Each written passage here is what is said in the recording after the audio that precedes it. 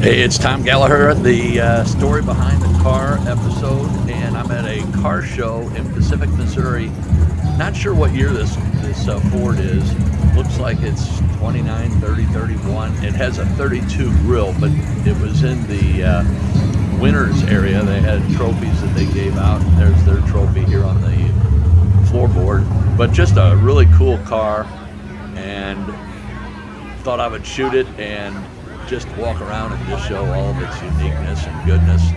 Oh, maybe it's a 31. Looks like a 31 Missouri 31 plate. So I don't know about your state, but Missouri has a year of manufacture plate. If it's a classic or antique car, you can get the plate of the year the car was made, and then you don't have to register it again. You get emissions and all that stuff, so it's pretty cool. But great looking car. Love the dropped axle here. That's a 32 grill.